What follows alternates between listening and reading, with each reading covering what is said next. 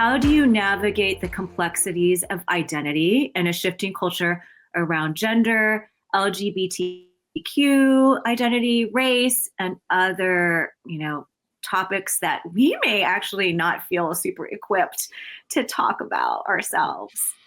Yeah, that's a really good question, and of course, very common these days. There's all sorts of new questions, even about identity, that our young people are navigating and wrestling with themselves. So, Joyce, I like how you frame that question, that maybe we're not confident ourselves, that we don't feel like we know enough. Well, that's a great first step then. How can you get a little bit more informed on what your young person is thinking about? And so, is there another parent you can talk to who knows something? Is there a book you can read? Is there a pastor or a teacher or a counselor you can talk to? So you enter the conversation feeling a little bit more equipped, or actually a lot more equipped to have the conversation. So I would say, yes, get informed. Joyce, you used a powerful term some minutes ago when you said, like, we have to regulate ourselves. And so just as you kind of get your brain full of information, get your heart in a place where you won't overreact, but you can be that safe, unconditional, loving wall. And then, I'll just say, it's a pretty common scenario, and this is true in my family, where our kids are a little bit more progressive on various cultural issues than we are as parents. And my best conversations with my own kids about that tends to be where I really listen. I listen. And once I share my perspective, if I ask my kid first, like, well, what do you disagree with in what I've just said? And I invite them to first honestly critique what I've just shared. Then, and they often have critiques or things they disagree with.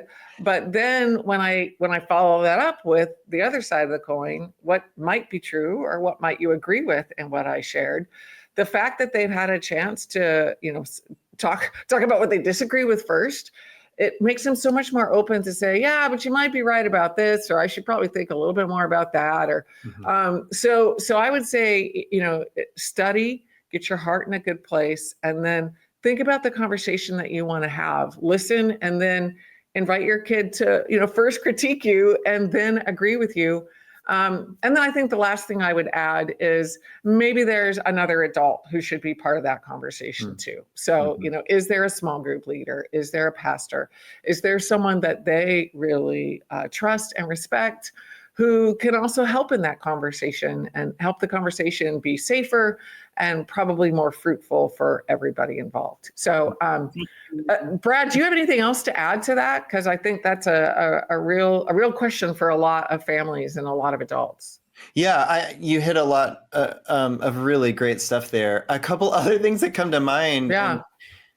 It's they feel when our anxiety is high. And so really trying to be non-anxious in those conversations is just so important.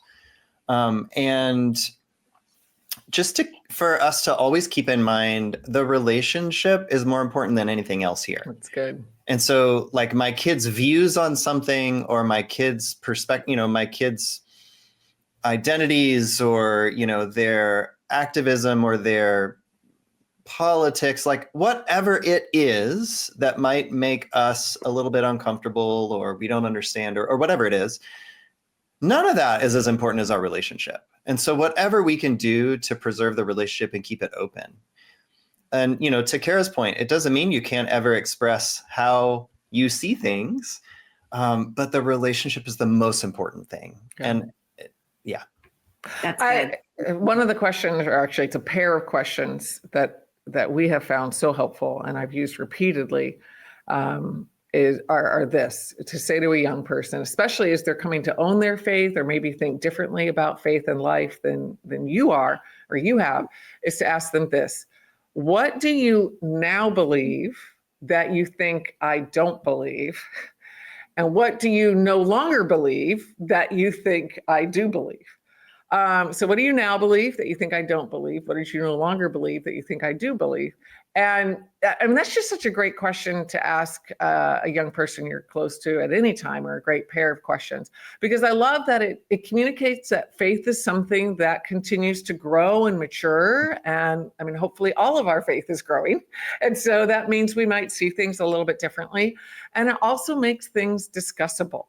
When they are changing their views, I'd so much rather have that out in the open than something they feel like they can't talk about with me. So That's such an inviting pair of questions. And it's about inviting dialogue rather than kind of trying to change their viewpoint. But in the process of dialogue, it just, it makes them feel safe with us, you know, and it keeps that relationship going. Such good tips. I have a couple questions in the chat about church. And so our churches, as you mentioned, Kara, earlier, like people in this generation are less religious and may not be attending church as much. And we might feel nostalgic for a time when our churches were full of youth, and it may not be that case in everybody's church these days. Then how can we make our churches more welcoming to teens? And then another question I feel like for me is like, how do we meet our teens where they're at if they're not in the pews on Sundays? It doesn't mean that we can't be engaging them outside of the walls of the church, but in church-like ways, I guess. So. Yeah. I have a quick story there. So some of our previous research for a project called Growing Young was all about churches that are doing well engaging young people, teenagers and young adults. And one of the factors that really bubbled to the top in those churches out of our research was what we called warmth. And warmth is when young people describe their church as like family. Like family. These people are like my family. And they talk about, you know, just this sense of being seen and heard and welcomed. And that warmth factor was so connected to how much a young person felt like they were a part of their church, and honestly, that they wanted to be there. And I'll tell a quick story too from my own church. You know, one way we can get there is just by asking young people about their own experience of church. And some leaders in our church asked a group of teenagers, you know, when do you feel most connected with our church? What do you appreciate? What do you wish was different? And just listen to that. One of the things that emerged out of that is that our teenagers said, you know what? We really love it when people in the church come to our stuff, when they come to our games, when they come to our performances, you know, the things that we're doing outside of church, to your point. And so we just started trying to get better at saying, you know, hey, you know, Joel, my son, has a musical this Friday, you know, this weekend, and here's where you can get tickets. And we actually say that on Sunday morning.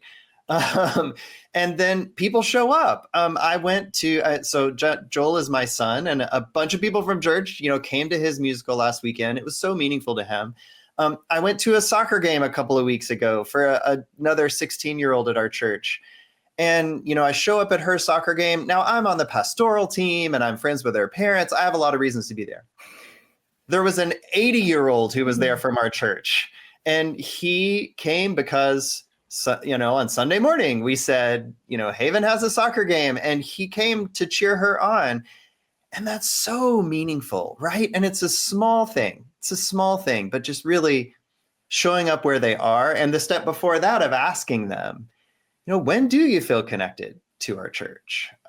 So that's just a quick example that came to mind.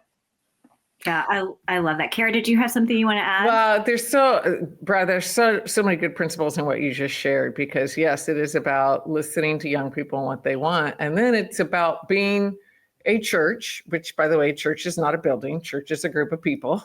And it's being a church that doesn't expect young people to always come to us. But in the examples you just gave, it's the body of Christ going to where young people are. So a lot of churches these days are seeing that there's fewer teenagers around, families haven't returned from the pandemic, et cetera. And this is the chance for us to say, you don't have to walk into our doors. We're going to go build a relationship with you where you're at. And, I was a youth group kid in the 80s, and then I was a youth pastor in the 90s. And part of me wishes that we had youth group faith in the 80s again, or, faith like youth group in the 80s. But we don't. It's 2025, and churches are different. Young people are different. Culture's different. And so how do we go into the world? And this is where identity, belonging, and purpose are such a helpful paradigm, because, anytime we're talking to a young person, if we can ask ourselves, what are they seeking? Are they seeking identity? Are they seeking belonging? Are they seeking purpose?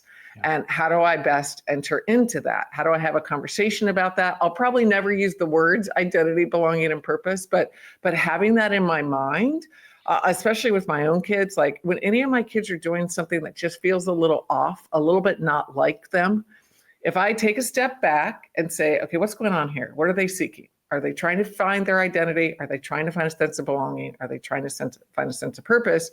Then all of a sudden it's like the penny drops and I come to understand it. And so, I would say when you're showing up at a soccer game or you're showing up at a musical, you're supporting that kid's sense of identity, belonging, and purpose. And so that's a great example, Brad. Thanks for sharing that. That's so good. I feel like with just the loss of community sometimes that we used to have in the church, what you said, what both of you shared, it's like fostering that community and those ties where the kids are at, whether that's like they're supporting their shows, if they're on stage performing, or going to the soccer field where they're or doing Roblox. I mean, it might be Roblox. Oh, I know. All of those things where we get to know the other parents that are there too. And we're just strengthening community where they don't feel alone out there. Where I